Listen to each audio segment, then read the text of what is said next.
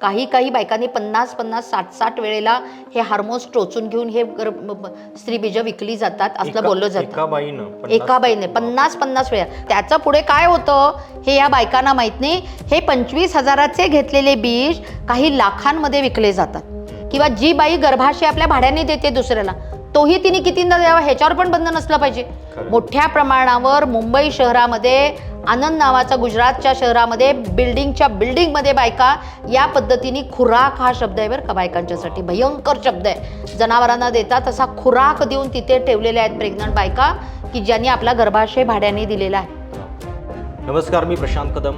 मार्च महिन्याचा पहिला आठवडा सुरू झाला की सगळीकडे महिला दिनाचे सोहळे आणि त्याच्या संदर्भातल्या बऱ्याच उत्सवी गोष्टींना सुरुवात होते. पण आज आपण एका अतिशय गंभीर विषयाबद्दल चर्चा करणार आहोत, स्त्री बीज तस्करी. खरं तर तस्करी सध्याच्या युगामध्ये अनेक गोष्टींची होते, पण ती स्त्री बीजाची पण होत असेल हे ऐकल्यानंतर तुमच्यापैकी अनेकांना धक्का बसेल. विज्ञानानं जी काही प्रगती केलेली आहे त्याच्यानंतर मानवाच्या ज्या अपूर्ण इच्छा आहेत त्या पूर्ण करण्यासाठीची बरीचशी संधी तंत्रज्ञानानं उपलब्ध करून दिलेली आहे. पण हे करताना सुद्धा याच्यामध्ये सुद्धा महिला पुन्हा एकदा शोषणाच्या आणि सगळ्या व्यवस्थेच्या बळी पडत आहेत. नुकतीच एक ताजी घटना जी आहे ती बदलापूरमध्ये, महाराष्ट्रामध्ये उघडकीस आली की ज्या बदलापूरमध्ये स्त्रीबीज तस्करीचं एक मोठं नेटवर्क, ज्याला आंतरराज्यीय परिमाण आहे, अशा पद्धतीचं एक मोठं रॅकेट उघडकीस आलेलं आहे. आत्तापर्यंत 4 महिलांना त्याच्यामध्ये अटक झालेली आहे. पण या सगळ्या प्रकरणाची व्याप्ती जी आहे ती याच्या पलीकडची आहे. आणि या निमित्तानं स्त्रीबीज तस्करी, त्याच्यानंतर इनफर्टिलिटी किंवा ज्याला आपण वंध्यत्व म्हणतो त्याच्याबद्दलचे सगळे सामाजिक इश्यू आणि मूल होण्यासाठीची जी धडपड आहे त्याच्यातनं वेगळ्या पद्धतीनं व्यवस्था कशा पद्धतीनं काही ठराविक वर्गाचं शोषण करते आहे, या सगळ्याची आपण चर्चा करणार आहोत. माझ्यासोबत आहेत ज्येष्ठ सामाजिक कार्यकर्त्या, लेक लाडकी अभियानाच्या ॲडव्होकेट वर्षा देशपांडे. ताई, पहिलाच प्रश्न हा आहे की मुळात स्त्रीबीज तस्करी किती धक्कादायक शब्द आहे खरं तर हा. म्हणजे की जेव्हा मानवानं निर्मित केलेल्या काही गोष्टी आहेत त्याच्यामध्ये तस्करी आपण समजू शकतो. जिथं अजून उत्पत्तीच व्हायची आहे त्याच्या आधीपासूनच आपण तस्करी करायला लागलेलो आहोत, तर हा किती गंभीर विषय वाटतो. याच्यामध्ये एक चांगलं असतं की जेव्हा विज्ञानाला काही नवीन शोध मिळतो, काही मानवाच्या आयुष्यातल्या अडचणींना काही उत्तरं मिळतात, तर त्यावेळेला ते खूप छान आणि चांगलं असतं. पण जेव्हा ते तंत्रज्ञान बनून मार्केटमध्ये येतं त्यावेळेला त्याला कमर्शियल स्वरूप येतं, धंदा करायला उतरतं ते, मराठी भाषेत आपल्या सांगायचं झालं तर. आणि ती वेळ आली की त्याच्यामध्ये मग जे देऊ शकतात ते व्हल्नरेबल होतात, त्यांच्या बाबतीमध्ये शोषण सुरू होतं. आणि मग जे कमकुवत असतात त्यांचा वापर करून काही लोक त्याचा जास्तीत जास्त फायदा करून घेण्यासाठी पुढे येतात. ज्यांना मूलबाळ नाही आहे आणि ज्यांना आपलं असं वाटतं की आयदर पुरुषाकडे स्पर्म्स आहेत आणि बाईच्या ओव्ह्युलेशनमध्ये म्हणजे स्त्रीबीजामध्ये अडचण आहे, किंवा बाईकडे स्त्रीबीज आहे आणि पुरुष अस्पर्मी आहे, आणि तरी पण त्यांना असं वाटतं की आपल्या दोघांचं मिळून एक बाळ असायला हवं आणि तिच्या गर्भाशयातून ते जन्माला यायला हवं. तर या सगळ्याची फार सुंदर सोय या तंत्रज्ञानाच्या मदतीने करता येते. म्हणजे देवानंतर किंवा आपण ज्याला म्हणतो ना की ही दैवी देणगी आहे असं आपण म्हणतो, आपण ती निसर्गाची देणगी असं म्हणतो. पण त्याच्या खालोखाल निसर्गाच्या या देणगीला जर तंत्रज्ञानाची साथ मिळाली तर माणसाच्या आयुष्यामध्ये खूप सुंदर आपलं बाळ बघण्याचा आनंद येऊ शकतो. खूप ही वेगळ्या प्रकारची सेवा, वेगळ्या प्रकारची एक देणगी जर एखादीला द्यावीशी वाटली तर ती देण्याची सोय तंत्रज्ञानाने केलेली आहे. आणि एखाद्या तंत्रज्ञानानं दिलेला हा जो आनंद आहे तो किती अनमोल आहे हे या याच्यातनं आपल्याला कळू शकतं. पण अडचण अशी आहे की लोक याचाही बाजार मांडतात. त्यामुळे आपल्याकडची जी संपूर्ण आरोग्य यंत्रणा, आरोग्य व्यवस्था झालेली आहे, किंवा ज्या पद्धतीची मेडिकल कॉलेजेस आपण रन करतोय, ज्या पद्धतीचे कुठल्याही पद्धतीचं नैतिकता, व्हॅल्यू सिस्टीम, तत्व, माणुसकी काही न ठेवता सर्व बॅरियर्स तोडून टाकायचे आणि जेवढं शक्य असेल तेवढा पैसा मिळवायचा, अशी जी एक मानसिकता डॉक्टरांच्या मध्ये, आणि परत ते पांढरपेशी असतात. म्हणजे ते कुठेही, आता सुद्धा या प्रकरणामध्ये बदलापूरच्या ज्याची आपण आता चर्चा करतोय, काय झालं नेमकं त्याच्यामध्ये सुद्धा ज्या चौघींना पकडलंय त्या चौघीही त्यातल्या फक्त एजंट आहेत. म्हणजे एका बाईला जिला 25,000 रुपये तिचे द्यायचे होते त्याच्या संदर्भात काहीतरी तिची फसवणूक झाली म्हणून ती पोलिसांकडे गेली आणि पोलिसांनी मग ते शोधायला सुरुवात केली आणि म्हणून पहिल्यांदा ठाणे महानगरपालिकेच्या हद्दीतल्या एका फ्लॅटमध्ये हा सगळा प्रकार चालतोय, जिथे त्या बायकांना बोलवलं जातं आणि अशा पद्धतीचे MOU करून त्यांच्याकडनं हे स्त्रीबीज घेतलं जातं असं कळलं. आणि तिथेच असं कळलं की उल्हासनगरमध्ये पण हे घडतं. बरं. आणि मग ह्या दोन्ही ठिकाणच्या याच्या संदर्भामध्ये पोलिसांनी मग ती गुन्हा दाखल करून घेतला आणि त्या दोघींना ताब्यात घेतलं. हे फक्त ज्याला आपण पूर्ण हिमनगाचं टोक म्हणतो ना, तसं हे अगदी छोटासा पार्ट आहे त्यातले. ह्या ती अंडी घेऊन काय करणार होत्या? त्या डॉक्टर नाहीत, त्या तंत्रज्ञ नाहीत, त्या IVF सेटअप लावत नाहीत. त्यांच्याकडे अशा पद्धतीची बीज ठेवण्याचा, अंडी ठेवण्याचा, स्पर्म्स ठेवण्याचा कुठलीही बँक नाही. आणि ही सगळी असण्यासाठी जो सेटअप उभा करावा लागतो तो काही करोड रुपयांचा असतो आणि त्याला मान्यता असल्याशिवाय यातलं काहीच करता येत नाही. याचा अर्थ जे त्यातले खरे आहेत दोषी आरोपी, बरोबर, कारण हे प्रकरण एका बाईकडून एका वेळेला, म्हणजे कायदा असं सांगतो, ART कायदा आपण 2021 मध्ये घेतला आणि तो कायदा असं आपल्याला सांगतो की 21 मधल्या या कायद्यानुसार बाई एखादी आपल्या संपूर्ण आयुष्यभरामध्ये एकदा हे काम करू शकते, स्त्रीबीज देण्याचं. आणि एका वेळेला ती फक्त 7 अंडी देऊ शकते मॅक्स. बरं. आणि याच्यामध्ये हे बंधन घालण्याचं पण कारण आहे की तिचं शोषण होऊ नये. नुसतं शोषण नाही, याच्याने जो तिच्या प्रजनन आरोग्याचा जो विपरीत परिणाम होऊ शकतो. बरोबर. कारण बाहेरून जसं आपण म्हणजे जनावरांच्या बाबतीत हे करू नये या टप्प्याला आपण आलोय आता, कारण त्या पद्धतीचे हार्मोन्स देऊन त्याचं दूध लेकरांना दिल्याने लहान मुलींच्या संदर्भाने खूप गंभीर प्रश्न निर्माण झालेत. 7 आणि 8 वर्षाच्या मुलींना आता पाळी यायला लागली, त्याची खूप मोठी चर्चा सुरू आहे. कारण आपण जे गाई म्हशींना देतो इंजेक्शन्स हार्मोन्सची, ती मुलांमध्ये येतात आणि ती मुलांचे लहान मुलींमध्ये यायला लागलेत किंवा मुलांमध्ये येतात. त्यामुळे बालपण हरवायला लागलेलं आहे. त्यामुळे हे जर जनावरांनाही देऊ नका असा आपण जर विचार करतोय आपण तर इथं तर बायकांना द्यायला लागलो आपण. आणि नुसतं त्या बायका नाही आहेत, ह्या कोणी ॲफ्लुएंट क्लासमधल्या खूप मोठ्या आपल्या नंदेला द्यायचे, आपल्या बहिणीला द्यायचे म्हणून देणगी द्यायला आलेल्या बायका नाही आहेत. या गोर गरीब बायकांना ट्रॅप केलं जातंय. 25,000चे आमिष दिलं जाते. आणि नुसतं एवढं नाही तर याच्यामध्ये धंदा पाणी करणाऱ्या डॉक्टर्स लोकांनी अलीकडे पुस्तक लिहिलंय. त्या पुस्तकाचं नावच असं आहे की झोपडपट्टीतल्या बाईला मी बंगल्यात नेते. टायटल आहे त्या पुस्तकाचं, इंग्रजी पुस्तकाचं. त्यामुळे यांचा सरळ सरळ म्हणणं आहे की आम्ही हे कमर्शियली करतोय. कमर्शियली करायला कायद्याने बॅन आहे. कुठल्याही पुरुषांनी किंवा कुठल्याही स्त्रीनी या पद्धतीने आपल्या स्त्री बीजाचा किंवा पुरुष बीजाचा व्यापार करणं याला कायद्याने बंधन घातलेलं आहे. अशा पद्धतीने करता येणार नाही. ही मानवी देणगी आहे जी निसर्गाने आपल्याला दिलेली आहे. ती देणगी स्वरूपामध्ये दुसऱ्याला द्यायची आहे. आणि जर 7 अंड्यांपैकी 1 अंड वापरलं गेलं तर जे कमिशनिंग कपल आहे, म्हणजे ज्या कपलला तुम्ही ही 7 अंडी तुमची दिलेली आहेत, ती अंडी जर फेकून न देता 1 अंड वापरलं, 1 बाळ झालं आणि त्यांना जर वाटलं की ही अंडी डिस्ट्रॉय करा तर ती डिस्ट्रॉय केली पाहिजेत. ते पण होत नाही. होतं की नाही हे कळू शकत नाही. कारण या बायकांना हे माहितीच नाहीये ह्यातलं काही आपण करू शकतो. कारण या अशा स्तरातल्या बायकांना झोपडपट्टीमधून, मागास जनजातीतल्या, मायनॉरिटीमधल्या, आदिवासी अशा बायकांना ट्रॅप केलं जातं या रॅकेटकडून. आणि त्यांच्याकडून हे घेतलं जातं. 25,000 रुपये दिले की रफादफा. त्याचं पुढे काय होतं हे या बायकांना माहीत नाही. हे 25,000चे घेतलेले बीज काही लाखांमध्ये विकले जातात. आणि ते लाखांमध्ये विकले गेलेले ते गॅमेटस तयार होतं. म्हणजे जसं स्त्री बीज घेतलं जातं, मग पुरुष बीज आणलं जातं, गर्भ बनवला जातो आणि तो विशिष्ट वेळेला ज्या बाईला गर्भारपण हवं आहे त्याला आम्ही बायोलॉजिकल मदर किंवा कमिशनिंग कपल म्हणतो, त्यातल्या पत्नीच्या ते पोटामध्ये सोडलं जातं. आणि त्याच्यानंतर तिची ती प्रेग्नन्सी मॉनिटर केली जाते. हे सांभाळलं जातं तिचं बाळ जन्माला येईपर्यंत. त्यातही वाईट गोष्ट अशी आहे, जर चुकून ती मुलगी असेल तर ते एलिमिनेट करतात. कारण आपल्या देशामध्ये फक्त बाळ हवा हा मुद्दा नाही, तर मुलगा हवा हा मुद्दा आहे. परत हा अजून पुढचा मुद्दा आहे. त्यामुळे ते एलिमिनेट करतात आणि मग परत दुसरं गॅमेटस दुसरं बनवतात. X आणि Y सेपरेशन्स करून. हे सेपरेशन शक्य आहेत. प्री कन्सेप्शन लेवलवर केवढी मोठी, म्हणजे तंत्रज्ञानाचं हे कौतुक आहे. पण तंत्रज्ञानाचा अँटी विमेन, महिलांच्या शोषणावर आधारलेला हा जो धंदा पाणी करतायत याला आपली हरकत आहे. या सेवा देण्याला आपली हरकत अजिबातच नाहीये. ज्यांना आपलं मूल हवंय त्यांना जरूर मिळायला हवं, ती सेवा मिळायला हवी. म्हणून ART मध्ये स्त्री बीज देणं पुरुष बीज ART चा long देणं. form, ART assistant- म्हणजे असिस्टेड रिप्रोडक्टिव्ह टेक्नॉलॉजी रेग्युलेट करणारा 2021चा कायदा. अतिशय सुंदर कायदा आणि ही महाराष्ट्राची देणगी आहे, म्हणजे आम्हाला विशेष आनंद आहे. आणि मागच्याच शासनामध्ये हम्म. ज्या वेळेला हा कायदा झाला, बरं.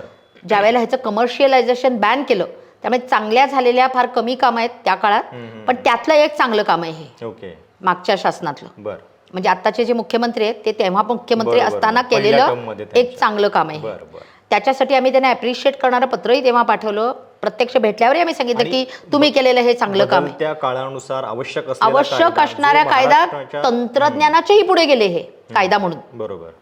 आणि मुख्यमंत्र्यांनी त्या काळी केलेलं हे एक चांगलं काम होतं, हम्म. पण त्याची अंमलबजावणी नाही. हम्म. म्हणजे जगाला दाखवायला तुम्ही उत्तम कायदे करता, हम्म. पण अंमलबजावणीमध्ये गडबड आणि परत पॉलिटिकल आपली माणसं त्याच्यामध्ये ठेवता की जी साधी नोंदणी घेताना सुद्धा पैसे घेतात असं लोक बोलतात. हम्म. हम्म. हे आणखीनच भयंकर आहे. बरं, नाही आता आपण जेव्हा तस्करी म्हणतोय तेव्हा कुठल्या कुठल्या लेवलला ती होते आणि याचे लाभार्थी जे आहेत ते नेमके कोण आहेत आणि कशा पद्धतीनं शोषण होते हे जरा थोडक्यात. एकतर ही तस्करी होत असताना ज्या बायकांकडून हे घेतलं जातं त्यांना जी हार्मोन्सची इंजेक्शन्स दिली जातात ती त्या ज्यांच्याकडनं ते जे घेणार असतात विकत त्या IVF सेंटर किंवा बँक्सकडनं ती सगळी घेतली जातात. त्याच्यातल्या समजणाऱ्या ह्या बायकांना सिस्टर्स वगैरे असणार या सेमी ट्रेंड त्यांना ती दिली जातात. नंतर ती काढण्यासाठी, कारण बी फुटलेलं आहे तर ते काढण्यासाठी म्हणून जे वापरलं जातं तेव्हा त्यांना तिथे IVF सेंटरला नेलं जातं. म्हणजे याचा अर्थ IVF सेंटरशिवाय हे शक्य नाही. त्याच्यानंतर ते काढलेलं बीज विशिष्ट टेम्परेचरनी त्या बँकमध्ये नेऊन त्या स्पर्मवर एकत्र आणून 2 स्वतंत्र ठेवली जातात आणि मग त्या पद्धतीने तिथे त्याची गॅमेटस बनवलं जातं आणि मग विशिष्ट त्या टप्प्याला आल्यानंतर ते संबंधित क्लायंटकडे पाठवलं जातं. त्या विशिष्ट टेम्परेचरमध्ये ते न्यावं लागतं. सगळ्यात मेन म्हणजे बाईच्या गर्भाशयातलं जे टेम्परेचर आहे ते टेम्परेचर त्या प्रयोगशाळेत मेंटेन करावं लागतं, त्या फ्रीजमध्ये मेंटेन करावं लागतं. त्यामुळे त्या सगळ्यासाठी जी व्यवस्था केली जाते ती करण्यासाठीची बँक आणि IVF सेंटर्स ही रजिस्टर्ड असायला पाहिजेत. तिथं ह्या सगळ्या प्रोसिजर, काउन्सिलिंग कुणी केलं, ते करण्याआधी सोनोग्राफी केली का, त्याची मेडिकल टेस्ट घेतली का, घेतल्यानंतर हे कोणत्या दिवशी काढलं, हे कुणाचं आहे याची गोपनीयता सांभाळली जाईल, पण शासनाला त्याचा ॲक्सेस मिळाला पाहिजे. त्याच्यानंतर कोणत्या पुरुषापासून ते होणारे त्यांचे काही वेळेला आत्तापर्यंत फोटो लावले जायचे तिथे. म्हणजे मी जेव्हा इन्स्पेक्शनला जायची तर ते फोटो पण असायचा तिथे. पण त्यांची प्रायव्हसी कुठल्याही पद्धतीने तुम्ही ब्रीच करायची नाही. आता सुद्धा ती ब्रीच केलेली नाही.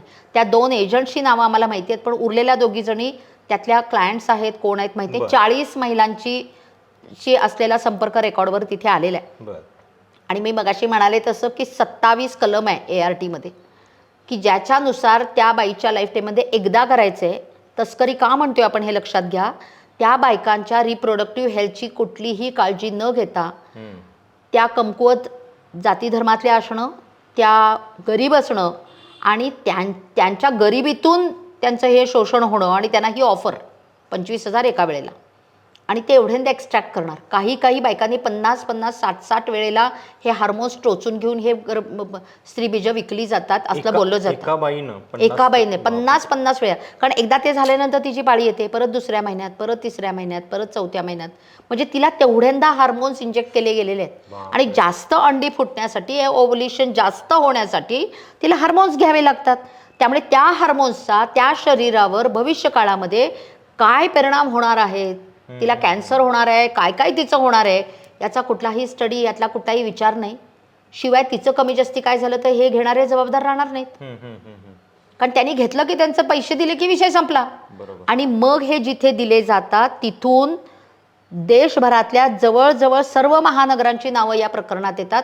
मुंबई हे त्याचं मध्यबिंदू आणि केंद्रबिंदू आहे या धंद्या पाण्याचं. देशभरातल्या कॉल सेंटर्सवरून हे सगळं केलं जातं. ऑनलाईन हे सगळे पेमेंट्स होतात आणि फ्रीज किंवा मध्ये तर अहमदाबादच्या एअरपोर्टवर सापडले होते ते सगळे गॅमेटस तयार केलेले. त्यामुळे हे मोठ्या प्रमाणावर IVF सेंटरला जातं. बँक्समध्ये रजिस्टर, मग आता इथे रजिस्ट्रेशन करायचं, तुमची गाडी इथे रजिस्टर्ड असते, मग ती मुंबईत पण फिरते ना.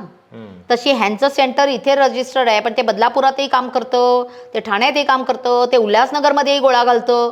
म्हणजे तो फिरस्ता माणूस त्यांचा सगळीकडनं गोळा घालून घेऊन येतो आणि या बायकांच्या मार्फत ते तिथं घेऊन झालं जातं. 25,000ची यांच्या गोष्ट तिथे लाखांमध्ये विकली जाते.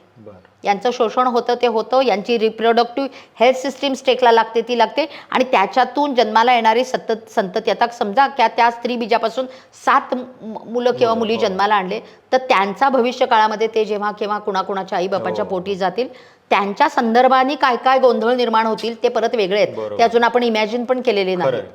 त्यामुळे ज्यांना हे मूल हवे, हे डेस्परेट आहेत पैसे खर्चायला, ज्यांना हे द्यायचं आहे ते गरीब आहेत आणि त्यांच्या सगळ्या अगतिकतेचा फायदा ही मधली संपूर्ण रॅकेट घेत आहे. कायदा बनवलेला आहे, पण कायदा चालवणारेच जर रजिस्ट्रेशन पासून सगळ्यामध्ये भ्रष्टाचार करतायत, अशी जर आमच्याकडे माहिती आहे की ती सगळी कमिटी आहे का नाही, एवढं रामायण झालं तर त्या कमिटीने व्हिजिट केली का, त्या कमिटीच्या सदस्यांनी काही याच्यामध्ये स्टेटमेंट केलं का, ती ART समिती कुठे आहे, आतापर्यंत आम्हालाही माहिती नव्हती. मी त्या क्षेत्रात आहे तरी मलाही माहिती नव्हती की ही ART समिती, सरोगसी समिती कुठे आहे. स्टेट पातळीवर ही समिती असणं अनिवार्य आहे.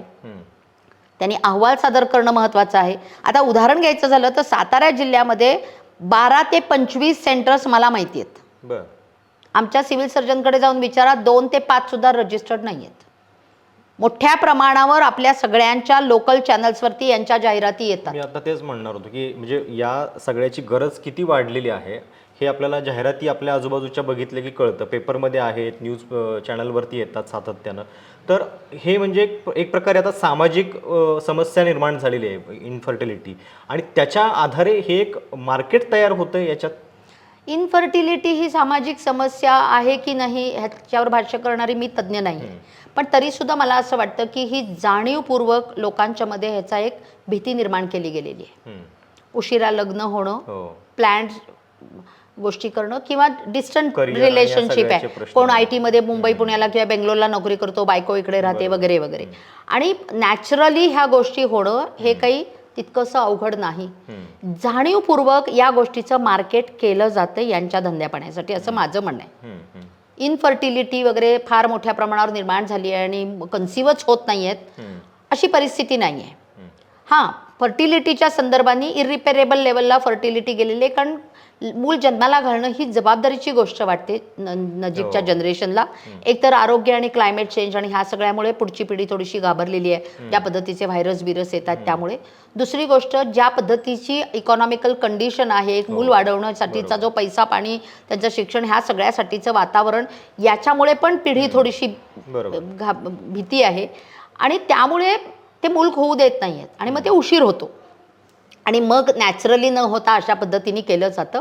पण सरसकट असं म्हणायला मी तयार नाही की पिढीलाच, जनरेशनलाच प्रॉब्लेमच आलाय आणि तुम्हाला वंध्यत्व निवारण केंद्राकडे जाण्याशिवाय पर्यायच नाही, असं नाहीये. सोनोग्राफी शिवायचा तुमचा माझा जन्म आहे, माझा तर नक्कीच आहे. म्हणजे माझ्या जन्माच्या वेळेला तर सोनोग्राफी नव्हतीच, पण तरी नॅचरली नॉर्मली डिलिव्हरी, माझ्या आईच्या डिलिव्हरीज नॉर्मल आहेत आणि माझी आई 91 वर्षाची आजही टणटणीत आहे. हे जर त्या जनरेशनमध्ये झालं तर त्यांचे जीन्स घेऊन आम्ही आलेलो, आम्हालाही प्रॉब्लेम्स नाही आले किंवा माझ्या मुलीलाही हा प्रॉब्लेम नाही आला. बट शी वॉज, मी 22व्या वर्षी मूल होण्याचा निर्णय घेतला तर तिने तो 30व्या वर्षी घेतला. हा फरक आहे जनरेशनमधला. पण इनफर्टिलिटी हा इश्यू आहे भारतामध्ये आणि म्हणून ते वापरलं पाहिजे याच्याशी मी सहमत नाही. पण अवेलेबल आहे, काहींना हा इश्यू आहे तर त्यांना ही सेवा मिळाली पाहिजे, पण या सेवेचा बिझनेस होता कामा नये आणि बिझनेसच्या आड शोषण होता कामा नये. कारण एक मोठा तबका आहे जो परिस्थितीमुळे गरीब आहे. आता मी जर त्या बायकांना जाऊन भेटून विचारायचं ठरवलं गोवंडीमध्ये, चेंबूरमध्ये किंवा ठाण्यामध्ये किंवा तिथल्या झोपडपट्टीमध्ये जिथे कुठे ह्या आहेत, तर त्या बोलणार नाहीत. त्या अगतिक आहेत, त्या गरीब आहेत, परिस्थितीमुळे त्यांना हे करायला त्यांच्या घरच्यांनी भाग पाडलेलं असणार. त्यामुळे त्या बायका ह्या सगळ्याच्या संदर्भातला सायलेन्स ब्रेक नाही करू शकत. तर त्यांचं रिप्रोडक्शनचा हेल्थ सांभाळणं ही समाज म्हणून, देश म्हणून आपली सगळ्यांची जबाबदारी आहे. साधारण किती आकडा असेल अशा प्रभावित महिलांचा, आणि तुमच्या आता सरकारकडे मागणी काय या सगळ्या? सगळ्यात पहिली सरकारकडे मागणी हीच आहे की या सगळ्याचा स्टडी करण्याची परवानगी द्या. तुम्ही करा, नाहीतर तज्ज्ञांची मदत घ्या. कारण नुसता कायदा इज नॉट इनफ. कायदा पुस्तकात बिचारा पडून राहतो. तुम्ही जोपर्यंत त्याला तुमचं माइंड अप्लाय करत नाही आणि तुम्ही तो चालवायला घेत नाही तोपर्यंत तो चालत नाही. आणि PCPNDTचा माझा अनुभव असा आहे की आमच्या मृणालताई गोरे ज्यावेळेला आमच्या आणि अहिले ते रांगणेकर 88 साली त्यांनी तो कायदा भांडून सभागृहात बीजिंगच्या परीक्षे 50 वर्षापूर्वी तो बनवला आणि 25 वर्ष मला तो चालवायला लागला. 2004ला मी पहिल्यांदा डेकॉय ऑपरेशन केलं तेव्हा महाराष्ट्रात तो पहिल्यांदा चालला. म्हणजे 88चा कायदा मी पहिली केस 2004ला केली. कायदा बनवणं हे पुरेसं नाही, कायदा चालवण्यासाठीची गोष्ट दिली पाहिजे.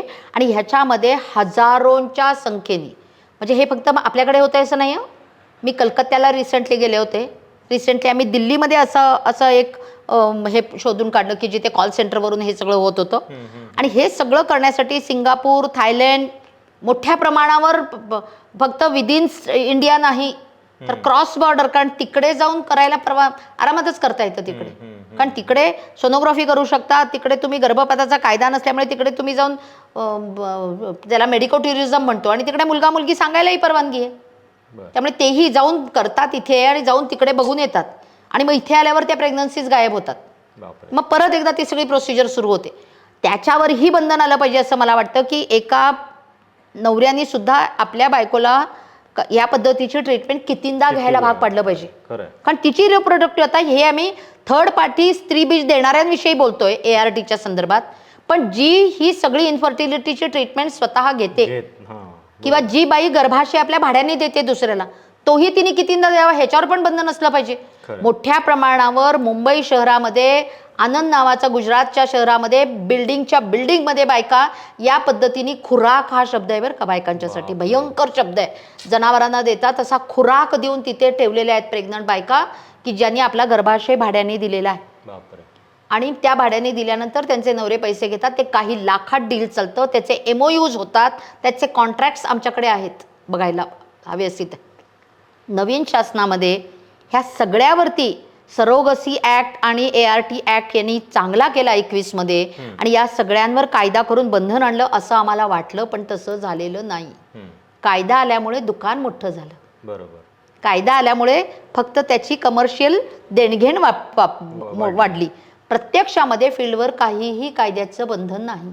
बरोबर. मग आता ज्या कपल्सना नैसर्गिकरित्या अपत्य प्राप्त होत नाही आहे किंवा ज्यांना ती इच्छा आहे या सगळ्या तंत्रज्ञानाच्या माध्यमातून करायची, तर त्यांच्यासाठी तुम्ही काय सांगू इच्छिता? त्यांच्यासाठी पहिली गोष्ट, जे काही म्हणून तुम्ही करत आहात ते सगळं तुम्ही लिगली जिथे मान्यताप्राप्त IVF सेंटर आहे का, तिथे जे स्त्री बीज किंवा पुरुष बीज आणलं जाणार आहे तुमच्यासाठी किंवा तुमच्यातले एकासाठी, ते लिगली सगळं आलेलं आहे का, त्या संबंधित बाईचं एक्सप्लॉयटेशन झालेलं नाही ना, ती कोण आहे, तिची तब्येत कशी आहे, तिच्या भवितव्याचं काय ठरवलेलं आहे, हे सगळं तुम्ही तपासलं आहे का, ती जर तुम्हाला ही सेवा देणार आहे तर तिच्याविषयी तुम्ही आदर ठेवून तिच्या बाबतीमध्ये कमी जास्ती काय तिच्या तब्येतीच्या बाबतीत घडलं तर तिच्यासाठी तुम्ही उभे राहणार आहात का, की जी तुम्हाला हे आनंद देणार आहे. त्या संबंधित बाईची आणि यांची थेट ओळख होऊ शकते, म्हणजे काय होऊ शकते ती करता घे, फक्त तिची प्रायव्हसी मेंटेन झाली पाहिजे.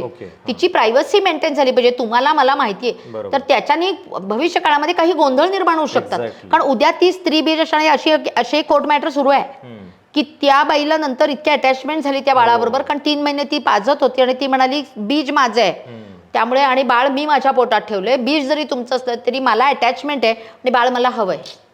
आणि मग तो माणूस म्हणाला की नाही ते आमचं दोघांचं आणि ते आम्हाला हवंय.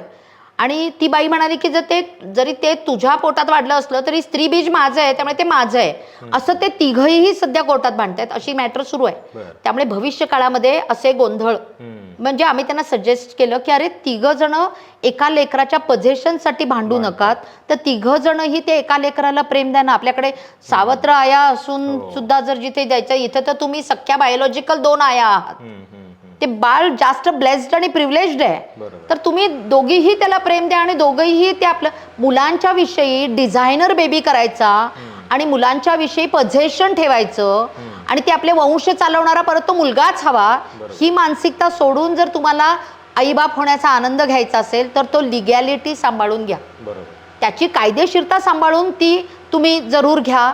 तुम्ही जीवनातला हा आनंद जरूर अनुभवा, पण तो अनुभवत असताना दुसऱ्या कुणाचं शोषण झालं नाही ना याची खात्री घेतल्याशिवाय हे करू नका, अशीच विनंती आपण त्यांना करू. या सेवेच्या विरोधात आम्ही नाही. ART कायदा चालला पाहिजे, सरोगसीचा कायदा चालला पाहिजे, PCPNDT कायदा पण चालला पाहिजे, त्याच वेळेला गर्भपाताचा कायदाही चालला पाहिजे. MTP ॲक्ट 1971 जो बायकांना गर्भपाताचा हक्क देतो तोही चालला पाहिजे. आणि महाराष्ट्र शासनाला विनंती आहे की हे 4ही कायदे एका अमरेलाखाली आणा. जी ह्याच्यात संदर्भाने संवेदनशीलपणे काम करतात अशा सामाजिक कार्यकर्त्यांना घ्या. तुमचे जे कोणी पक्षाचे सो कॉल्ड लोक आहेत त्यांना जिकडे कुठे बाकीच्या ठिकाणी पैसे खायचे, द्यायचे, घ्यायचे, राजकारण करायचं ते जरूर करू द्या. पण आमच्या ह्या मुद्द्याच्या बाबतीमध्ये जिथे नेक्स्ट जनरेशन घडवायचं आहे, जिथे बायकांच्या रिप्रोडक्टिव्ह हेल्थ सिस्टीमचा प्रश्न आहे, जिथे नवीन जनरेशन निर्माण करायचा मुद्दा आहे, तिथे कृपा करून ही सगळी भानगड कमर्शियलायझेशनची आणू नका अशी विनंती महाराष्ट्र शासनाला पण आपण केली पाहिजे. कारण शेवटी कायद्याचा वचक निर्माण झाल्याशिवाय लालबत्ती सुद्धा तोडून आपले लोक निघून जातात. म्हणजे कायदा पाळण्याची वृत्ती निर्माण व्हायला पाहिजे आणि त्याचा वचक निर्माण झाला पाहिजे. तरच मला असं वाटतं की हे शोषण थांबेल, पण ही सेवा मात्र मिळत राहील. खरं तर हे आहे धक्कादायक स्त्रीबीज तस्करीचं वास्तव. म्हणजे तंत्रज्ञानानं एक सोय संधी उपलब्ध करून दिली, पण त्याच्यामध्ये मानवी वृत्तीमुळं काय काय लेवलच्या गोष्टी घडतात आणि पुन्हा एक शोषण व्यवस्था त्याच्यामध्ये सुद्धा कशी तयार होते हे अतिशय विस्तृतपणे सखोलपणे ताईंनी आपल्यासमोर मांडलेलं आहे. आपण आशा करूयात की जो इतका चांगला कायदा महाराष्ट्रानं केंद्राला दिलेला आहे त्या कायद्याची अंमलबजावणीसुद्धा तितक्याच कठोरपणे होईल. आणि ही जी तस्करी आहे आणि एक प्रकारचं शोषण म्हणजे किती धक्कादायक हे या सगळ्या गोष्टी आहेत की ज्या आरोग्यावरती परिणाम करणाऱ्या आहेत. आणि एक प्रकारे म्हणजे जे गुरांच्या बाबतीत होते ते या महिलांच्या बाबतीत केलं जाते केवळ त्या स्त्री बीजाच्या हव्यासापोटी. आणि नियम सगळे पायदळी तुडवले जात आहेत. एका वेळी फक्त 7 बीजं जिथं घ्यायची मुभा आहे तिथं 50-50, 60-60 वेळा जर तो प्रकार होत असेल तर त्या शरीराशी आपण काय खेळ करतोय याची खरोखर म्हणजे कल्पना या व्यवस्थेला सुद्धा तातडीनं आली पाहिजे. ताई खूप खूप धन्यवाद या संपूर्ण चर्चेबद्दल. तुम्हाला या सगळ्याबद्दल नेमकं काय वाटतं, तुमचे या सगळ्या संदर्भातले काही अनुभव असतील, सूचना असतील तर आवर्जून कमेंट्समध्ये कळवा. चॅनल सबस्क्राईब करायला विसरू नका. धन्यवाद.